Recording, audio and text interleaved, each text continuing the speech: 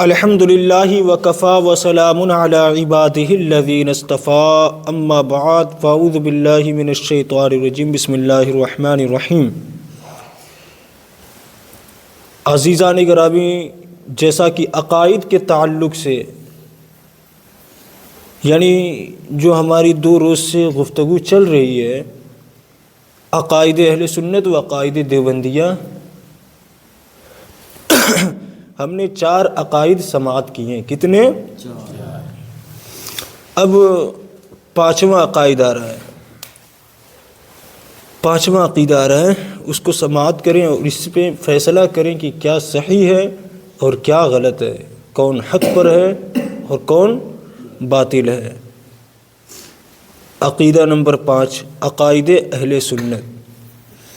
اہل سنت والجماعت کا عقیدہ ہے کہ انبیاء کرام و اولیاء اعظام علیہ الصلاۃ والسلام کو فیض خداوندی کا واسطہ اور اللہ عز و جل کا محبوب بندہ مانتے ہوئے ان کو پکارنا، ان سے مدد مانگنا، ان کو ثواب پہنچانے کے لیے منتیں ماننا، ان کی مقدس روحوں کو ایصال ثواب کرنا جائز و مستحسن ہے۔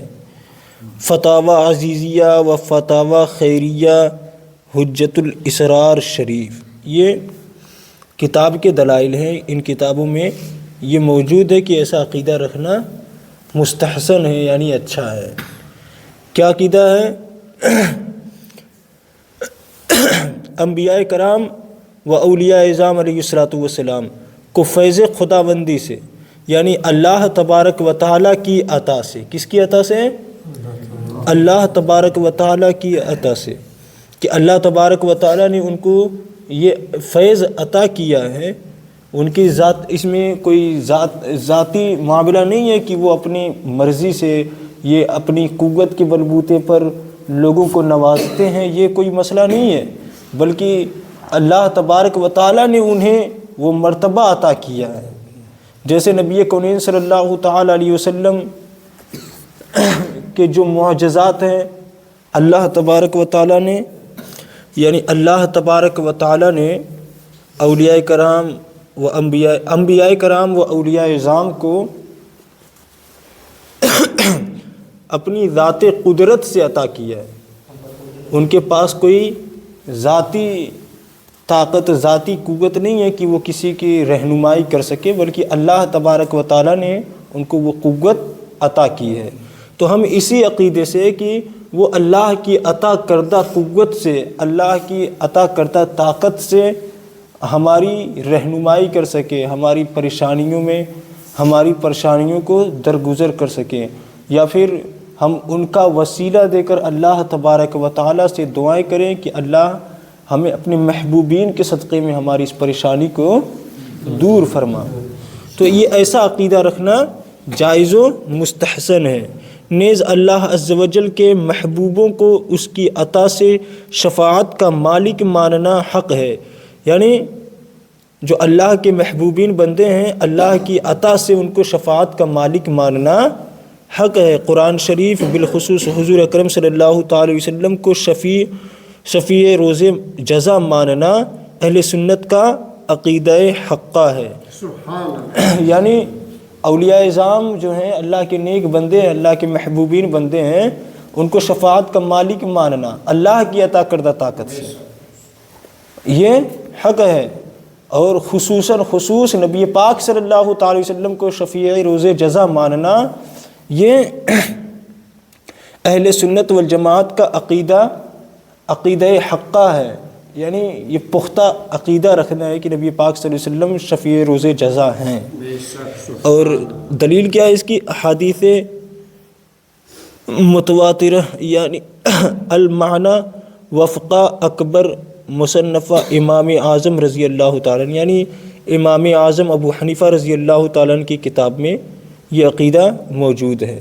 اب اس کے متعلق ہم عقائد دیوبندیہ سماعت کریں، پھر یہ فیصلہ کریں کہ ان دونوں عقائد میں کون حق ہے اور کون باطل ہے۔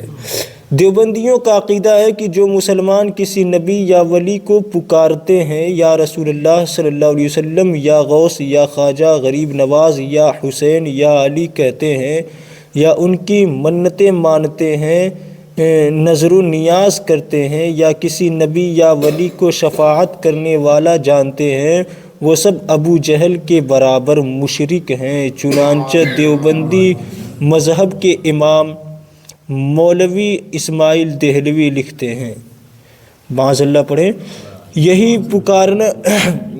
پکارنا اور منتیں ماننی اور نظر و نیاز کرنی اور ان کو اپنا وکیل و سفارشی سمجھنا، یہی ان بت پرستوں کا کفر و شرک تھا۔ سو جو کوئی کسی سے یہ معاملہ کرے گو کہ اس کو اللہ کا بندہ و مخلوق ہی سمجھے سوا ابو جہل، اور وہ شرک میں برابر ہے۔ یعنی شفاعت تو قرآن سے ثابت ہے۔ آپ نے یہ بارہا سنا ہوگا کہ نبی آخر الزمان صلی اللہ تعالی علیہ وسلم شفاعت کریں گے، شفیع محشر ہیں، وہ شفاعت کریں گے۔ سب سے پہلے شفاعت نبی پاک صلی اللہ علیہ وسلم کریں گے، پھر اللہ تبارک و تعالی تمام انبیاء کو شفاعت کرنے کا حکم دے گا، تمام اولیاء کو شفاعت کرنے کا حکم دے گا۔ پھر نیز یہ کہ حاجیوں کو حکم ہوگا کہ آپ جب حج کے سفر میں نکلے تھے تو آپ کی مدد کے لیے کون کون آگے بڑھا تھا، آپ ان کی شفاعت کریں۔ نیز یہ کہ عالموں کو حکم ہوگا کہ آپ سے جو محبت کرتے تھے، آپ نے یہ بھی سنا ہوگا کہ کوئی شخص عالم ہوتا ہے تو وہ اپنے 7 پشتوں کو بخشوا دیتا ہے۔ آپ نے یہ بھی سنا ہوگا کہ ایک حافظ 3 پشت کی مغفرت کروا دیتا ہے، بخشش کروا دیتا ہے، شفاعت کروا دیتا ہے، ٹھیک ہے۔ اسی طریقے سے کوئی نمازی ہوگا، اگر روایتوں میں آیا ہے کہ اگر کوئی نمازی شخص کو 1 لوٹا پانی دے دے تو اس نمازی کو کہا جائے گا کہ تم اگر کسی کی سفارش کرنا چاہتے تو کر لو، تو وہ اپنے جو اس نمازی کو وضو کے لیے 1 لوٹا پانی کبھی زندگی میں دیا ہوگا وہ نمازی اس کی بھی شفاعت کروا دے گا۔ تو یہ عقیدہ ہمارا ہے اور یہ قرآن و حدیث سے ثابت ہے۔ امام اعظم ابو حنیفہ رضی اللہ تعالیٰ نے ان کی دلائل اپنی کتاب میں لکھی ہوئی ہے۔ تو ہمارا یہ عقیدہ۔ اب دیوبندی کیا کہتے ہیں کہ نبی آخر الزمان صلی اللہ علیہ وسلم کو، تمام انبیاء کو، اولیاء کو، ان کو شفاعت کا مالک ماننا، یا رسول اللہ، یا حبیب، یا علی، یا حسین، یا کا جو لفظ ہے، یا کہنے سے ان کو تکلیف ہوتی ہے، ان کو یا کہنے سے تکلیف ہے، یا اگر ہم کسی کے نام میں لگا دیں رسول اللہ صلی اللہ علیہ وسلم میں یا رسول اللہ کہہ دیں تو یہ شرک ہو جائے گا۔ اور بلکہ ان کے نزدیک اگر کوئی یا رسول اللہ کہہ دے، یا علی کہہ دے، یا حسین کہہ دے، یا غوث کہہ دے، یا دستگیر کہہ دے تو ان کے نزدیک وہ شرک کرتا ہے، مشرک ہو جائے گا۔ اور کیسا مشرک؟ جو نبی کونین صلی اللہ تعالی علیہ وسلم کا سب سے بڑا دشمن، سب سے بڑا باغی اگر کوئی تھا تو ابو جہل تھا، اس کے برابر ہونے کا حکم دے رہے ہیں، معاذ اللہ رب العالمین۔ یعنی ہم حق عقیدہ رکھتے ہوں، ہم نبی کونین صلی اللہ تعالی علیہ وسلم کو حاضر و ناظر مانتے ہوں، نبی کونین صلی اللہ تعالی علیہ وسلم کو ہم حاضر و ناظر مان کے یا رسول اللہ پکارتے ہوں تو ہم شرک کر دیتے ہیں، لیکن یہ اپنے گھٹیا عقیدے کے ساتھ یہ اپنے کو پاک سمجھتے ہیں، معاذ اللہ رب العالمین، لعنت اللہ من الکاذبین۔ تو آپ یہ فیصلہ کریں اپنے دل سے کہ اللہ کے محبوبین بندوں کو کیا یاد کرنا شرک و کفر ہو سکتا ہے یا پھر جائز و مستحسن ہو سکتا ہے؟ یہ آپ اپنے دل سے فیصلہ کریں۔ اگر میری آپ رائے مانیں تو ہم آپ کو یہی رائے دیں گے کہ آپ اللہ کے محبوبین بندوں کا ذکر کریں، کیونکہ نبی پاک صلی اللہ تعالی وسلم فرماتے ہیں کہ جس نے کسی عالم کے چہرے کی زیارت کی اس نے میرے چہرے کی زیارت کی، جس نے کسی صالح بندے کا ذکر کیا، کسی اللہ کے ولی کا ذکر کیا، اس نے میرا ذکر کیا، اور جو میرا ذکر کیا وہ اللہ تبارک و تعالیٰ کا ذکر کیا۔ تو ہم اللہ کے محبوبین بندوں کا نام لے کر اللہ تبارک و تعالیٰ کی بارگاہ میں وسیلہ لگاتے ہیں، یہ ہمارا عقیدہ ہے۔ ہم یہی آپ کو کہیں گے کہ آپ اللہ کے محبوبین بندوں کے وسیلے سے دعائیں کیا کریں، کیونکہ اللہ تبارک و تعالیٰ اپنے محبوبین بندوں کے وسیلے سے کی ہوئی دعاؤں کو رد نہیں فرماتا۔ تو آپ یہی عقیدہ سجائے رکھیں، یہی عقیدہ بسائے رکھیں، یہی عقیدہ بنائے رکھیں، اور یہ دعائیں کیا کریں کہ رب کریم ہم کو تا قیامت، تا زندگی، ہمیں اور ہماری آنے والی نسلوں کو بھی مسلک اہل سنت والجماعت پر قائم و دائم رہنے کی توفیق عطا فرمائے۔ وآخر الدعوانا الحمد للہ رب العالمین۔ بسم اللہ الرحمن الرحیم۔ اللہم صلی علی سیدنا مولانا محمد مبارک وسلم، صلو علیہ الصلاۃ والسلام علیک یا رسول اللہ صلی اللہ تعالی علیہ وسلم۔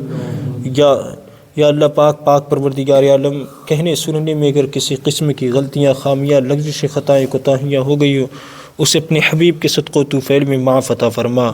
مولا کریم، ہم اپنے گناہوں سے توبہ و استغفار کرتے ہیں، ہمیں تا زندگی، تا قیامت مسلک اہل سنت والجماعت پر قائم و دائم رہنے کی توفیق و رفیق عطا فرما۔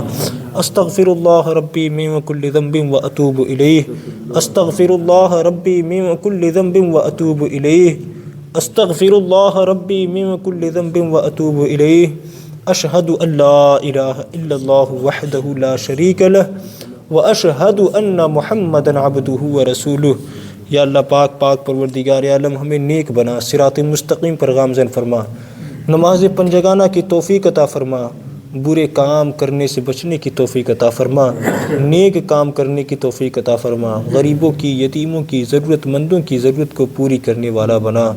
پروردگار عالم، ہمارا خاتمہ ایمان کے ساتھ عطا فرما۔